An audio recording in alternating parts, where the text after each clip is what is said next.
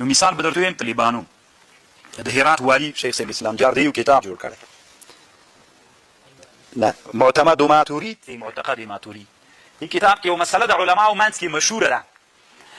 وایي چا چې ګیره وخوري هلکه نه عینکې وکتل یا کافر کېږي دا خوندان ډېر دا وایي دا د په دې کتاب کې ذکر کړی طالبان یو علمي اجتهاد یې ورته کړی طالبانو زه هم تاسو طالبان معلومات کېږي که نه چې الحمدلله علمي میدان کې یو څه لامبوز هم وهم خو طالبانو قسم په الله چې کوم علمي استدلال یې کړی بالکل دا خوندوره خبر هغه د خوندان خبر ده کافر کېږي نه طالبان دا صحیح خبر نه ده تاسې چې هلته وګورئ دا مسئله تاسو ته معلومات کېږي دومره خوندي وکړي الله دې داسې علما پیدا کړي طالبانو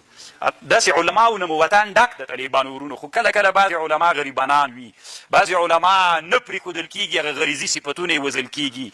په زندانو په یو شي په بل شي باندې افغانستان د طالبانو دا هسې عجیب نادر وطن د په دې کې د علم مزل کول ډېر سخت نور دنیا کې خو طالبانو ته علمي مزل ته پرېږدي نازیې دي خلک او دلته د طالبانو داسې ځپي دي ټول حسونه دې مړه کوي هېڅ هم دل کې نه